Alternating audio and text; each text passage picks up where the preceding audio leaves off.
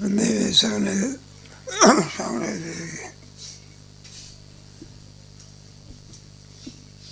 या तरंगामध्ये आनंद रूप कोण आहे? आत्माच आहे. आत्मस्वरूपाच्या ठिकाणी काही नाही. आणि तिसरा प्रश्न कोणता आहे? जीव जीव नसून काय आहे? त्यात पक्ष उपपक्ष विधाय चालू आहे आपला. जीवा ब्रह्मरूप आहे. ते ब्रह्म, मी ब्रह्म हे ज्ञान कोणाला होते? आभासाला होते ना. कोणाला होते मी ब्रह्म आहे? जीव स्वरूपात कोणाला होते?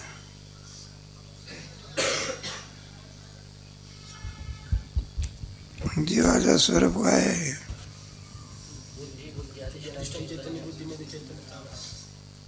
बुद्धी, बुद्धी अधिष्ठान चैतन्याचा बुद्धीमध्ये पडलेला. मग जीव स्वरूपात मी ब्रह्म आहे तर ज्ञान कोणाच होते? आभासाला. एखाद्याने विचारलेलं आभासाला तर भिन्न आहे की? कारण तो बुद्धीत उत्पन्न होतो. काय होतं? भिन्न असलेल्या आभासाला मी ब्रह्म आहे असं ज्ञान होईल नाही का? एखादा नरेंद्र मोदी जवळ जाऊन बसला, लोकांना सांगितलं म्हणलं मी नरेंद्र मोदी आहोत. त्याचा आवाजाला कसं बस सांगायचं. त्याच्यात अवस्था सांगितल्या कोणाच्या? आवाजाच्या. सगळे विरुद्ध धर्म आहे ते सगळे बुद्धीचे आहे. पुढे क्रमाक्रमाने सांगायचे आहे. महाभारताच्या अवस्था ज्ञान, आवरण, विक्षेप, परोक्ष अपरोक्ष, शोकनाश, आनंदावरती. अज्ञान म्हणजे काही न कळणे. पुढे ते अज्ञान गप्प बसत नाही आवरण घातल्याशिवाय. पुढे त्या अज्ञानाचा विक्षेप, हे शरीरात त्याच्या ठिकाणी होणारा अभिमान, नाना प्रकारचे दुःख, याला विक्षेप म्हणतात. अज्ञान म्हणजे काही न कळणे, आवरण म्हणजे आच्छादन करणे, आणि विक्षेप म्हणजे कार्य. आता पुढे आपल्याला शास्त्रावरून आहे का नाही? कोणतं ज्ञान होते बघ? कोणत्या वाक्याने होते? आंतरवाक्य कोणते?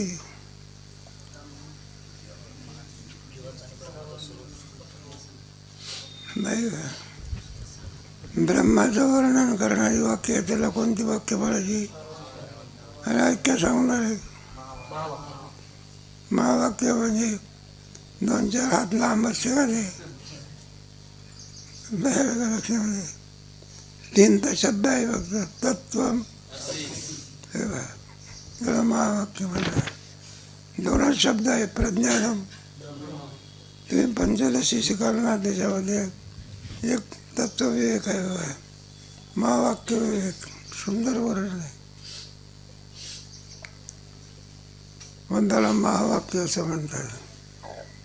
माझा महावाक्याच्या द्वारा आपल्याला जीवात्व नष्ट करून ब्रह्मरूपत्व करून दाखवायचं आहे. त्याच्याकरता विवरण सुंदर. माझा आभासाला मी ब्रह्म आहे कोणत्या अवस्थेमध्ये ज्ञान होतं?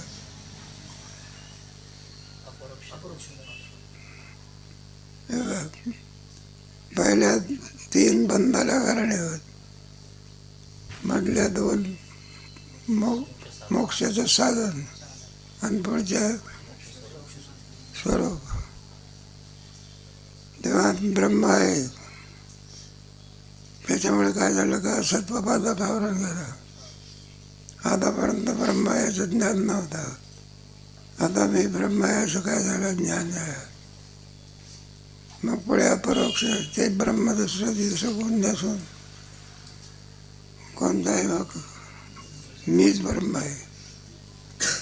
पहिला तरंग लावायचा. दहावा आहे कोणतं ज्ञान? दुर्दवा आहे. हेच आहे इथं. मग त्याचं फल काय आहे? मी ब्रह्म हे ज्ञान झाल्यानंतर फल काय? शोकनाश. कवनात भेद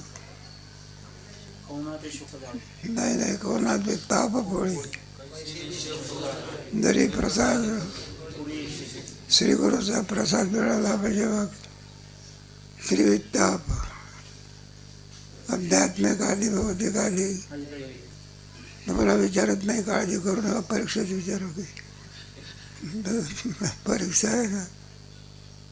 न तर कधी नवमीला सांगितली आहे. 1-2-3 दिवस आपण उजळणी घेऊ की त्रिविताप जीवाच्या पाठीमागे आहे. त्रिविताप न गेले पाहिजे. शोक म्हणतात त्याला. त्या शोकाचे बाह्य शोक आंतरशोक असे काही प्रकार आहेत. एखाद्या बाईचा एकुलता एक मुलगा वारला मग ती हसत बसते का? मग काय होतं तिला? शोक होतो. तो अभिमन्यू वारला होता बा. अर्जुनाचा कोण होता? तो भाचा होता की. आणि कोणाचा मुलगा होता? आणि कुठं वारला? नाही का? अजित पवार कुठं वारला? जाऊ दे. मग किती शोक झाला. तिला कोणाला? सुभद्राचा मुलगा होता. महाभारतामध्ये खूप शोक करायला लागले. ते म्हटलं आमचा मुलगा म्हणजे तो काही सामान्य होता, वीर स्वरूप होता.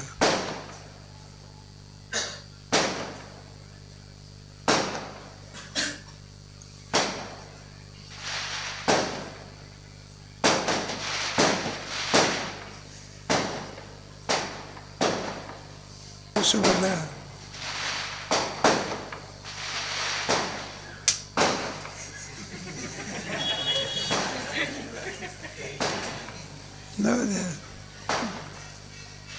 म्हणजे तुझ्या मुलाला जे मरण आलं, मरण कोणाला येणार? जो जो जन्माला येतो त्याचा काय आहे, त्याला मरण आहे. पण तुझ्या मुलाला मरण आलं हे सामान्य नाही. इतरही मरतात, काय उपयोग आहे त्याचा? तुझ्या मुलाला जे मरण आलं ते रडांगरावर आलं. हा तो अप्राप्सी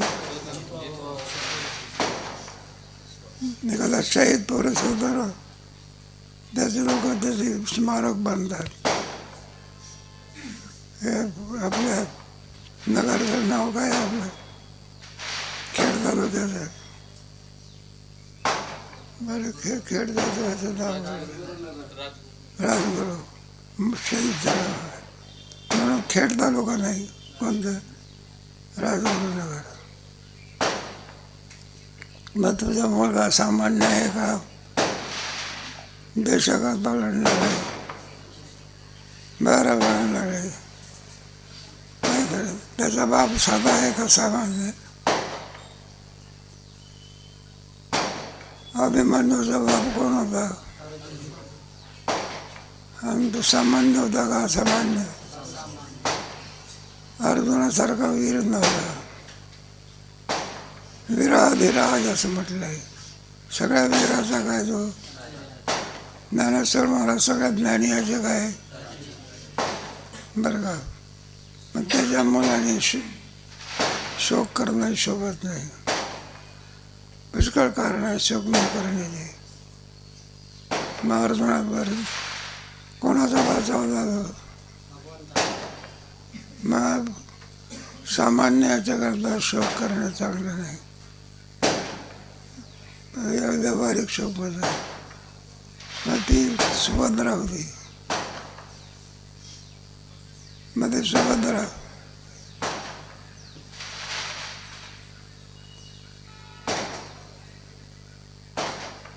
आळंदी आहे आता देवाची नाही राहते. कशाची झाली? लग्न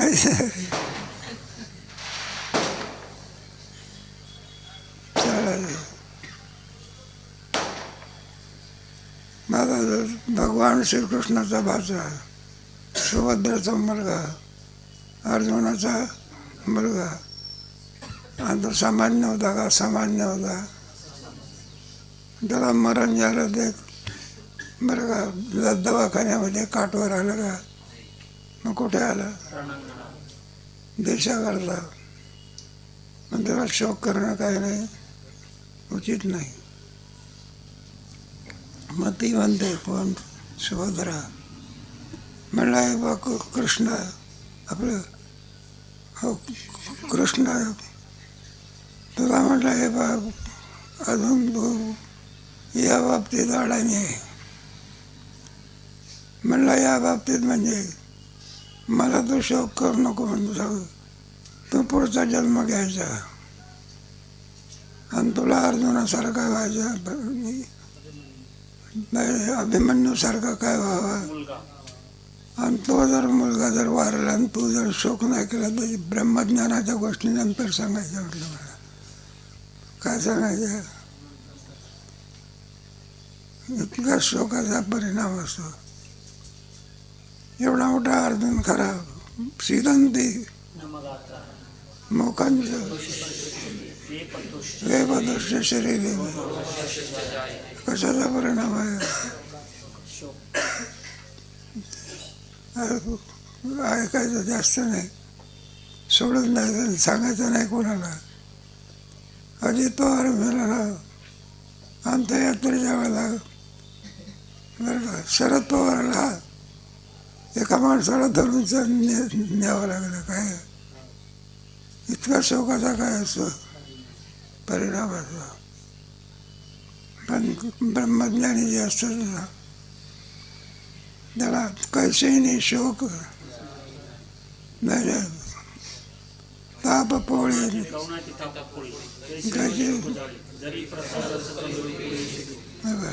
काही वाटत नाही त्याचा. तो गोबराचं काय का नाही. बरे झाले देवा,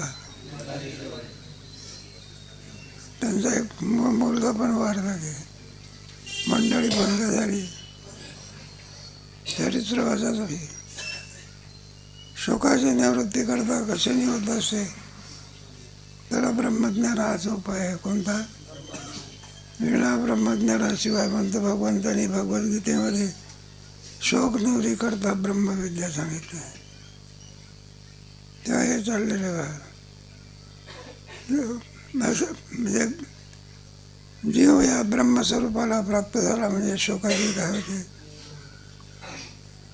मग नाही मी सुखी आहे, मी कोण, मी पापी आहे, मी पुण्यवान आहे, मी मरणार आहे, मी जाणार आहे, असल्या प्रकारे जो हे असो त्याला शोक असं म्हणतात. मग शुकाचार्याने परीक्षितीचा काय घालवला? शोक घालवला. तेव्हा कोणत्या अवस्थेमध्ये? 5वी अवस्था, शोक निवृत्ती. आणि मग काय होतं? खूप धन प्राप्त होते का? मग आनंद आला कुठून? नाही त्या आनंदाची असा आनंदच याला प्राप्त होतो.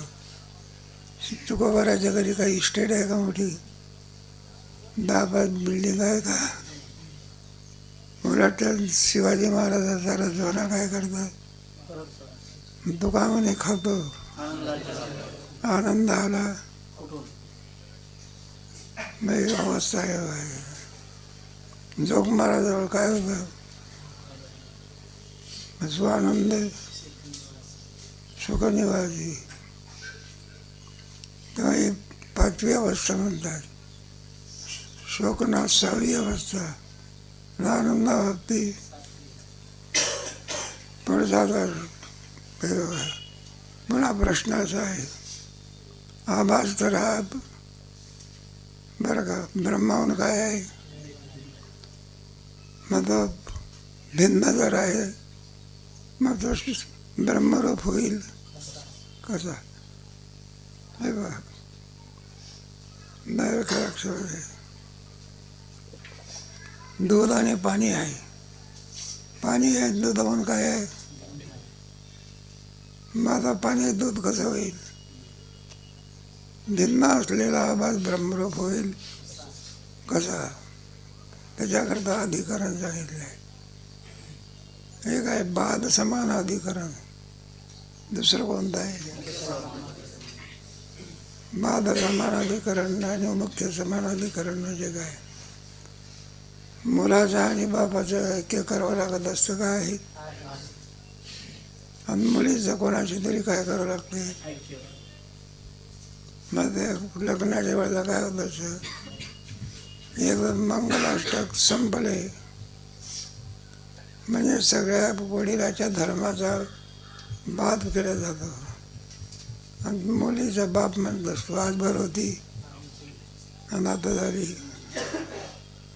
मग आता बापाचं नावाच्या शेजारी लिहित होते, आता कोणाचं नाव लिहितात? जो कोणी उपरसोम बसेल त्याचा. माझा कोणाच्या इस्टेला आपल्या इस्टेट म्हणतात. मग तो राजा असेल तर हे कोण होते? तो डॉक्टरही नसेल तर यजमान जर वकील असेल तर तिने काय लॉची परीक्षा दिली का? नाही का? याला कोणतं समान अधिकरण म्हणायचं? बाळाला. आणि मुलाचं आणि बापाचं कोणतं असते? मुख्य समान अधिकरण. हे झालं होतं 100. आता तिसरा प्रश्न आहे, हे थोडं घरी जाऊन वाचायचं. जर तो भिन्न आहे, कोण आहे? भिन्न जर आहे मग त्याच्याशी ऐक्य कसं होईल? तेव्हा भिन्न जर आहे तर दोचं ज्ञान कसं होतं हे सांगायचं आहे. वाचा. कुटस्थ सदैव ब्रह्मरूप आहे म्हणून कुटस्थाचे ब्रह्माशी मुख्य समान अधिकरण आणि आभासाच्या स्वरूपाचा बात करून आभासाचे ब्रह्माशी बात समान अधिकरण आहे. यास उदाहरण, एका कुलगोत्रात जे कुटुंब असते त्या कुटुंबातील गृहस्थाचे जन्मादारभ्य त्या कुलगोत्राशी ऐक्य असते. हे मुख्य समान अधिकरण. समान अधिकरण मुख्य समान अधिकरण. मुलाचं आणि बापाचं कोणतं समान अधिकरण असेल? ऐक्य करावं लागतं की आहेच? जेवढी बापाची इष्ट असेल ती सगळी कोणाची आहे? कमवावी लागते का? नाही का? कल्पना करा, एखादा सप्ताह आहे, सप्ताहाला देणगी पाहिजे. मग एखादा देणगी मागणारा मनुष्य पाटलाच्या घरी जात असतो म्हणा, कोणाच्या घरी. मग ते मुलगा पाटलाच्या मुलाची गाठ पडली, म्हणलं सप्ताह आहे, आमच्या सप्ताहाला तुम्ही काय करा, देणगी द्या. बरं आहे म्हणले, 500 रुपये काय करा.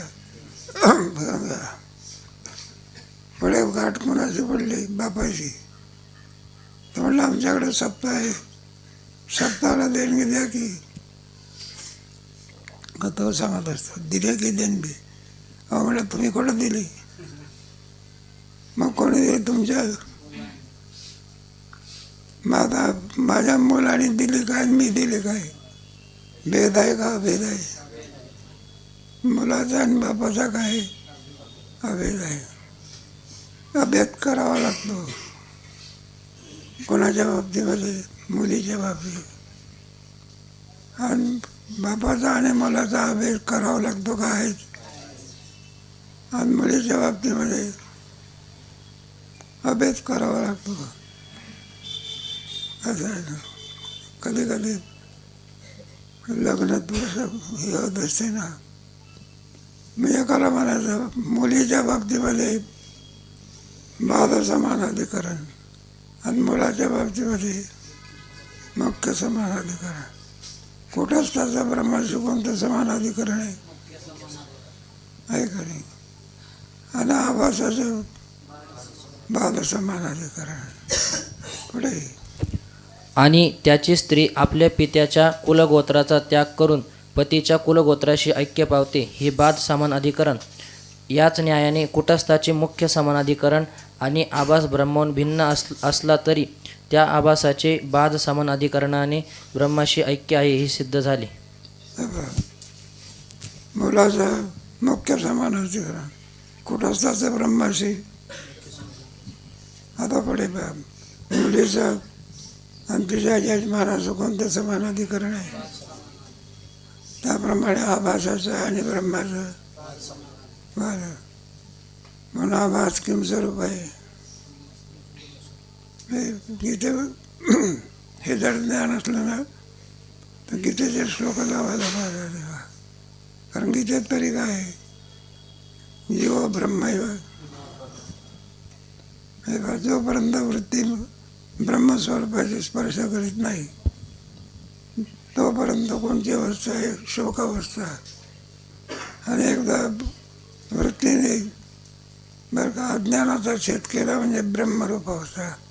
लगेच अर्जुन प्रश्न करतो स्थितप्रज्ञेचे का भाषा. अशा पुरुषाचं लक्षण काय? भाषा शब्द काय येतो? लक्षण. आपण नाही का म्हणतो तुम्ही त्याला राजहंस का म्हणता? बगळा म्हणा की राजहंसाला काय म्हणा आणि बगळ्याला काय म्हणा?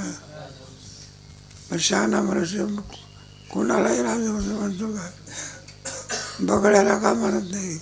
पांढरा आहे की राजहंसही कसा आहे? मग बगळ्याला राजहंस म्हणायला काय हरकत आहे? बरं राजहंसासारखाच उडतो की कोणासारखा? म्हणा की बगळ्याला राजहंस. शहाणे माणसं म्हणत असतात काय? मग बगळा याला का म्हणायचं? बगळा याला राजहंस. मग दूध आणि पाणी असं ठेवायचं दोघांच्या पुढे. दूध आणि पाणी दोन्ही पिऊन टाकत असेल तर बगळा. आणि दूध पितो आणि पाणी टाकून देतो कोणता पक्षी? बगळा कुठं बसला होता? शिखरावर बसला होता. राजहंस कुठं जमिनीवर होता. शिखरावर बसला म्हणून बगळा काय होत नाही आणि खाली बसला राजहंस तो काय होत नाही. तो कुबार आहे, गरीब आहे काय म्हणतात. कोणाची शिवाजी राजाचा लवाजमा काय करतात? पाठवून देतात. श्रीमंत कशाची आहे बघ? ब्रह्मरूप शिवाजी. अनुरेणू या थोकडा ब्रह्मज्ञान आहे. म्हणजे या ब्रह्मज्ञानाला कोणतं ज्ञान म्हटलेलं आहे? राजविद्या म्हटलं आहे. राजविद्या राजगह्यम. म्हणून आभास आभास नसून किम स्वरूप आहे? आत्माचा आनंद रूप आहे. एक आत्मस्वरूपाच्या ठिकाणी दुःख कागद तरी नाही. दोन आभास किम स्वरूप आहे याचं वर्णन चाललेलं वाचा. म्हणून मी ब्रह्म आहे असे आभासास ज्ञान होण्यास हरकत नाही. इतकेच नाही तर याप्रमाणे त्रैलोक्याचा बाध करून त्रैलोक्याचे ब्रह्माशी ऐक्य आहे असेही म्हणण्यास हरकत नाही. आता दुसरा प्रश्न. जीव हा किम स्वरूप आहे? ब्रह्मरूप आहे. तसंच जगात सुद्धा किम स्वरूप आहे. पण बाध समान अधिकरण कोणतं बदल? कारण जगात उत्पन्न होते पुढे काय होते? नष्ट होते नाही का? हे विश्वाची माझे अशी मती जयाची स्थिर. हे संपूर्ण जगाचं आहे काय? जे जे दृष्टी दिसे पूजा ध्यान जप सगळं जगात सर्वम खलविदम ब्रह्म. म्हणलं कोण सांगते असं? जीवही ब्रह्मरूप आहे असं कोण सांगते? वेद सांगतो. जीव ब्रह्मैव सर्वम खलविदम ब्रह्म. पुढे याच अभिप्रायाने सर्वम खलविदम ब्रह्म म्हणजे हे सर्व ब्रह्मच आहे असे वेदाने प्रतिपादन केले आहे. वेदाने प्रतिपादन केले आहे. जग जगणं अवघा परमात्माच आहे. संतांच्या वाङ्मयाचे अनंत रूप आहे. बाप रखमादेवर हा सगळा विश्वाच्या रूपाने कोण भासतो? सगळा परमात्माच भासतो. कोणाच्या रूपाने? विश्व. तुमच्या 7व्या अध्यायामध्ये आहे ना श्लोक आहे की कोणत्या अध्यायामध्ये 7व्या अध्यायामध्ये गीते म्हटलं तर मला आठवत नाही. मत्त परतरम नान्यत मयि सर्वमिदं प्रोक्तम. मत्त परतरम माझ्याशिवाय दुसरं काही मत्त परतरम नान्यत किंचिदपि राज्य. मग सगळा कोण आहे? परमात्माच आहे असं आपल्या वेदाचा काय मग सिद्धांत आहे. पुढे कुटस्थ व चिदाभास यांचे भान कसे होते याविषयी शंका व समाधान. नाही पाहता कुटस्थ आणि चिदाभास या दोघांचं भान कसं होतं? एक काय दोन्ही याचे दोन्ही कुटस्थही ब्रह्मरूपच आहे, आभासही ब्रह्मरूप आहे. एकावर एक अवलंबून आहे का असा प्रश्न आहे. त्याला दिले 2 दिवे असतात. दोन्ही दिव्याचं ज्ञान कसं असते? एकमेकावर अवलंबून नाही, कारण दोन्ही स्वयंप्रकाश आहे. मग एकमेकावर अवलंबून काय? दिव्याच्या साह्याने एक खांबाचं काय होतंय? ज्ञान होतंय. दिवाच नसेल तर खांबाचं ज्ञान होईल. तसं कुटस्थाच्या साह्याने चिदाभासाचं काय होते? शिष्य महाराज, मुख्य व बाद समानाधिकरणाने अहम म्हणजे मी या शब्दाने प्रतीत होणारे कुटस्थ व आभास हे दोघेही ब्रह्मरूप आहेत हे चांगले लक्षात आले. हे पहा, कुटस्थ एकम स्वरूप आहे, आभास आहे. यांचं ज्ञान कर्माने होते का? कर्म समजते का नाही? आपण ज्ञानोबराच्या दर्शनाला गेलो होतो. तिथे एकदम जाऊन दर्शन करता येते का रांगेत उभं राहावं लागतं. एखादा राहू दे धकड असतो, काही नाही, सगळ्याला धक्के द्यायचं. मग काय दांडगे माणसं असतं, हे बाजूला हो की गावी पार आहे. काही पैलवान लोक होते ते कुठं आले दर्शनाला. मग पैलवान झालं म्हणून काय झालं? एकदम जाता येते का रांगेत उभं राहायला पाहिजे? नियम आहे एकालाच आहे का सर्वाला आहे? मग जा अडचण करू मागवून यायचं आणि पुढे जायचं. मग एकाला जेव्हा म्हणलं रांगेत उभे राहा की हा नको म्हणलं का तुला? जाऊ दे. क्रम आला की नाही. शहरामध्ये बघायचं मग क्रम असतो बघा. बरोबर एखाद्या बसमध्ये जायचं असलं तर काय असतो, नाहीतर दार उघडतं बरोबर 50 लोक ढेराशी ढेसाढेशी म्हणून क्रम म्हणतात. क्रमाने होत आहे काही एकदम होते असं सांगायची वाचा. आता थोडे विचारावेसे वाटते ते असे की अहम या अंतःकरण वृत्तीत कुटस्थ आणि आभास यांचे युगपत म्हणजे एकाच क्षणी ज्ञान होते किंवा क्रमाक्रमाने? नाही बा, दोघंही किम स्वरूप आहे, प्रकाश रूप आहे. त्यांचं ज्ञान कर्माने होते का एकदम होते तर सांगायचं त्याच्यामध्ये एकदम होत नाही. म्हणलं कर्माने होते, कर्माने नाही, एकदमही होत नाही. मग कसं एकाचा विषय होऊन येते. कुटस्थाचा विषय होऊन आभासाचं काय होते? ज्ञान होते. हे बा आपल्याला खांबाचं ज्ञान आहे. एकाएकी ज्ञान आहे खांबाचं आहे का प्रकाशाचा विषय होऊन होते. प्रकाशाचं साह्य नसेल तर काय खांबाचं ज्ञान होऊ शकेल? तसे असेल तर प्रथम कोणाचे? विचारण्याचा हेतू असा की जसे 2 दीपांचे ज्ञान एकदम होते, पण ते दोन्ही दीप स्वतः प्रकाशमान असल्यामुळे एक दुसऱ्यावर अवलंबून नसतो. कुटस्थावर अवलंबून कोणाचं ज्ञान आहे? आभासाचं ज्ञान आहे. कोणावर अवलंबून आहे? कुटस्थावर अवलंबून आहे. एखादा कामगार असतो आणि मालक असतो, तेव्हा कामगार हा कोणावर अवलंबून असतो? मालकावर असतो. मालक सांगत असतो अमका काम कर, नाही का?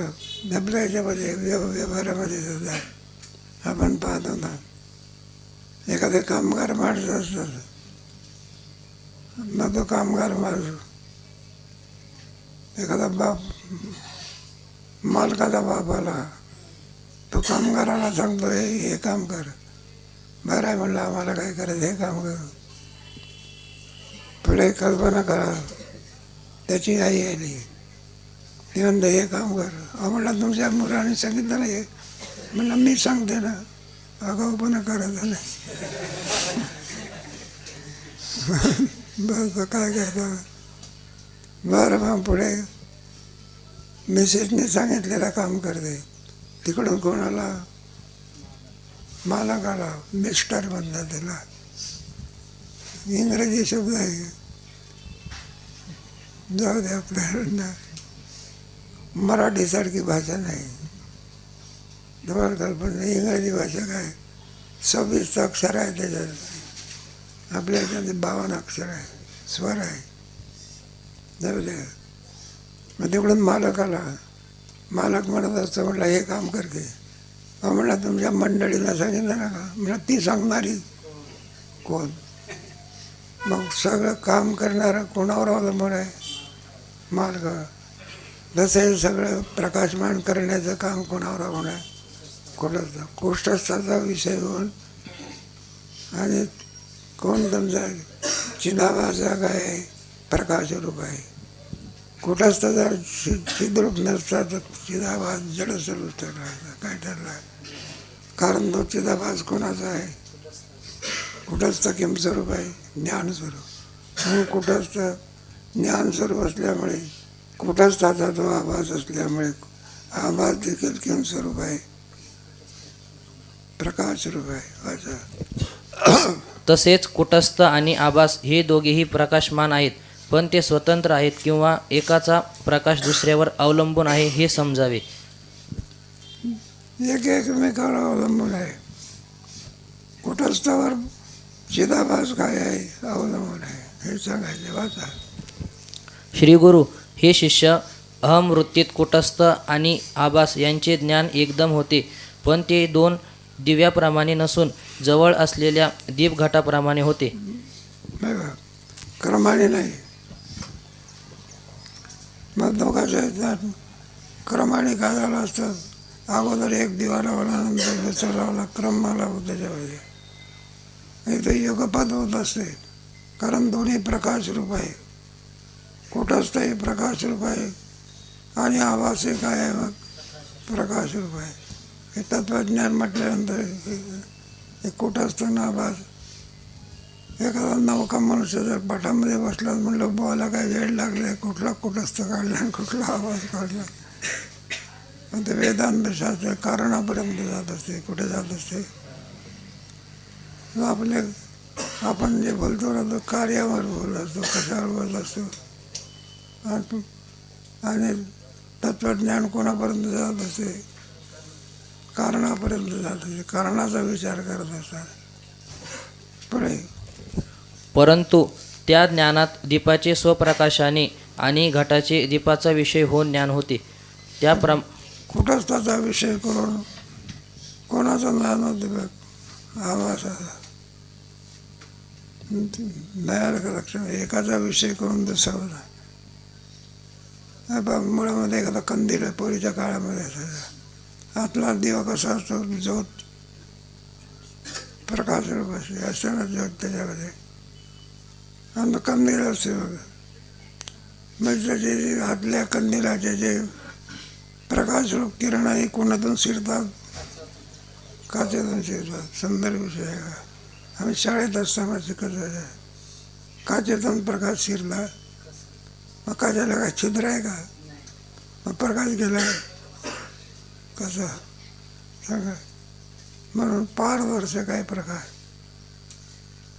जो काचेतून काय करतो, म्हणजे काचेपेक्षा सुद्धा प्रकाश असं सूक्ष्म रूपात आहे. म्हणून तो काचेमधून काय होत होतं, हे होत असं. तात्पर्य कुटस्थाचा विषय होऊन आभास ब्रह्मरूप आहे. पुढे त्याप्रमाणे कुटस्थाचा विषय आभास होऊन त्याचे ज्ञान होते. आभास जरी प्रकाशमान असला तरी तो कुटस्थाचे प्रतिबिंब आहे. कुटस्थाचे प्रकाशावर त्याचा प्रकाश अवलंबून आहे. कोणाच्या प्रकाशावर, हे पहा, तुमची कल्पना करा.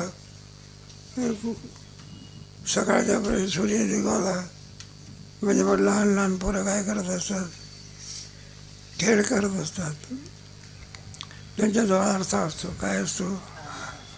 आता कोण निघालेला आहे? सूर्य. सूर्याची किरण. सूर्याच्या किरणामध्ये काय असतो? प्रकाश असतो.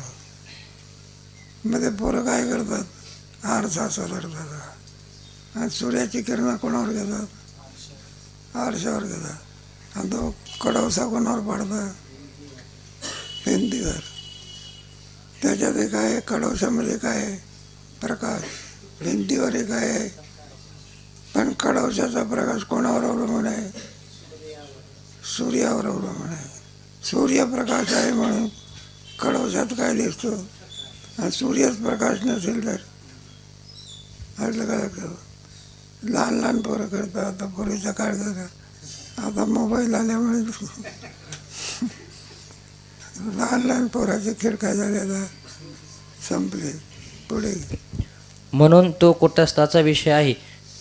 जगात सूर्यचंद्रादिकांना स्वतः प्रकाशमान असे समजतात, पण तेही आत्मप्रकाशानेच प्रकाशित असतात. आता तुमचा येईल सूर्याच्या ठिकाणी प्रकाश कुठून आला हा एक प्रश्न आहे. श्रीखंड गोड झाला कोणामुळे? साखरेमुळे. मग साखरेमध्ये गोडी सुद्धा कुठून आली हा एक प्रश्न आहे ना. मग गोडी आहे साखरेचं काय? तसा प्रकाश आहे सूर्याचा काय? सूर्याला प्रकाश आणावा लागतो का? ते त्याचं स्वरूप आहे. प्रकाश ठेवून सूर्य येत असतो का? विद्यार्थी येऊ शकते, टोपी ठेवून कुठे येऊ शकतो? पाठाला. तर तुमचा वर्ग चांगला आहे आणि बाकीचे पोरं त्याच्यातले मग ज्या पाठाला जायचं असलं दारापर्यंत आला म्हणजे मग खिशातली काय काढायची? टोपी करायची, लावायची आपली. पाठ झाला की पुन्हा दाराच्या बाहेर गेला की काढायची पुन्हा. पण म्हटलं त्याने हे विचार हे पाय पाठापुरती का होईना टोपी घालतो ना तरी संस्थेचा काय विद्यार्थी आहे. जाऊ द्या. कशा मग टोपी आणा म्हणजे टोपी कोणावर अवलंबून आहे? डोकं कोणावर अवलंबून आहे का? पुढे आत्मप्रकाशाचे साह्य घेतल्याशिवाय कोणताही पदार्थ स्वप्रकाशमान नसतोच. सूर्याकडून अंधकाराचा नाश होतो. सूर्य अंधकाराला प्रकाशित करीत नाही. हे बघ, सूर्याच्या ठिकाणी प्रकाश करून तत् भास येते नसं सांगतो न पाव का यद्गत्वानं निवर्तन ते. मग सूर्याच्या ठिकाणी तो प्रकाश आहे कोणाचा? ब्रह्माचाच आहे. चंद्राच्या ठिकाणी प्रकाश आहे तो कोणाचा आहे? मग चंद्राचा प्रकाश शीतल का? सूर्याचा प्रकाश उष्ण का? याचं उत्तर आहे का? हे त्या उपाधीवर अवलंबून आहे. कशावर आहे? उपाधीवर.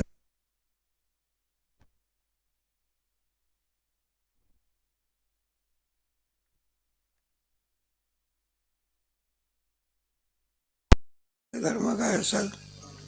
अवलंबून असतात. उपाधी आहे ना. म्हणून तर म्हटलेलं आहे संचित जाणून श्रद्धा करा. उपाधी नाही का? शुद्ध उपाधी असेल तर सद्वासना उत्पन्न होतात. तुम्हाला दुसऱ्या तरंगामध्ये गेलं की शुभ वासना म्हणतात. कोणत्या?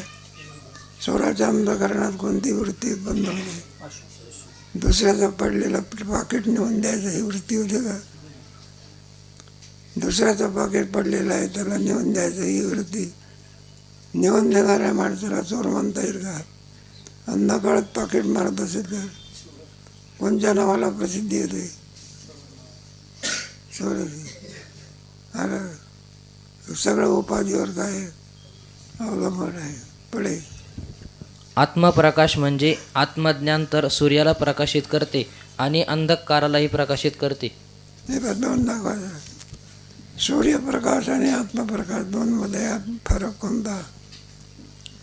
सूर्यप्रकाश अंधकाराचा निवृत्त करते. सूर्य झाला की अंधकार काय झाला? संपला. अंधकाराला निवृत्त करण्याची शक्ती कोणात आहे? सूर्यप्रकाशामध्ये.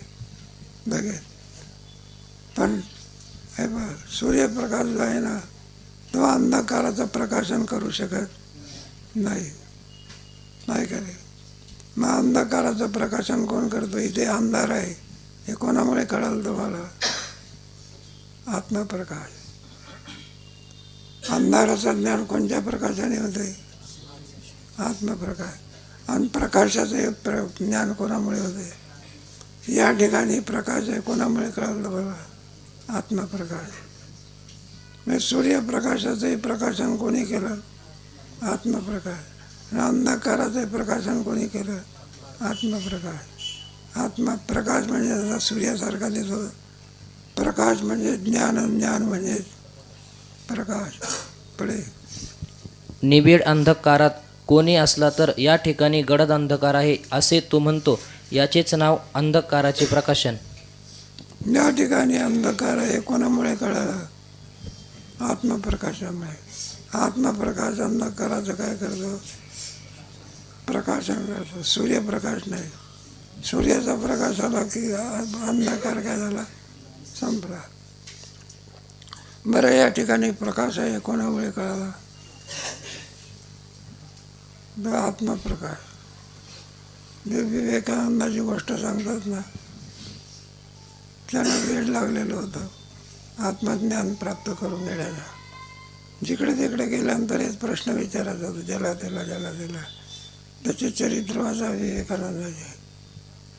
मग पुढे बरं का, गाठ कोणाची पडली? रामकृष्ण परमहंसाची. आजच्या पेपरमध्ये आहे ना, रामकृष्ण परमहंस म्हणण्याच्या आधी स्वामी मोदीचं भाषण आहे. इतर माणसं काय म्हणायचे? रामकृष्ण परमहंस. आणि मोदीने कोणता शब्द केला? स्वामी रामकृष्ण. असं आहे. त्याच्यामुळे काय, नुसतं राम म्हणायचं का श्रीराम म्हणायचं? म्हणजे त्याच्या गुरु म्हणायचं का श्री गुरु म्हणायचं? म्हणजे बंकट महाराज स्वामी होते, मग त्याला बंकट म्हणायचं का? मग काय म्हणायचं? बंकट स्वामी म्हणायचं. जाऊ द्या आपला कशा करता हे सगळं. तेव्हा ते रामकृष्ण परमहंस. आणि मग ते गाठ कोणाची पडली? विवेकानंदाची. आणि त्यांनी प्रश्न केला. ते म्हणला, हे बा, तुला परमात्मा दर्शन करायचं आहे का? ते म्हणला, इतका जवळ आहे. किती जवळ आहे?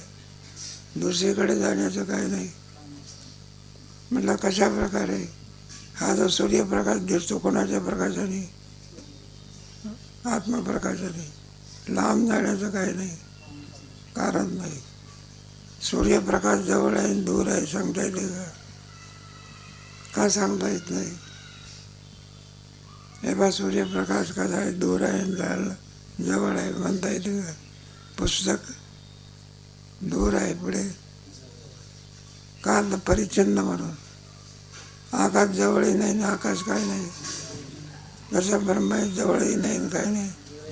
हे जीवाचं काय आहे? स्वरूप आहे. जाऊ द्या पुढे. शिष्य, आभासास मी ब्रह्म आहे हे ज्ञान होते खरे. आता मला ब्रह्मज्ञान व्हावे अशी इच्छा आहे. ते ज्ञान बरोबर आहे.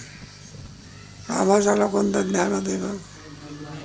ब्रह्मज्ञानाने सर्व सुखाचा काय होतं? आणि जगातले सगळे आनंद कोणाला प्राप्त होतात? ज्याला ब्रह्मज्ञान आहे. तेव्हा आता दुसऱ्याचं सोडून द्या. मला ब्रह्मज्ञान कसं होते हा विषय सांगणार आहे, पण तो विषय कधी आहे?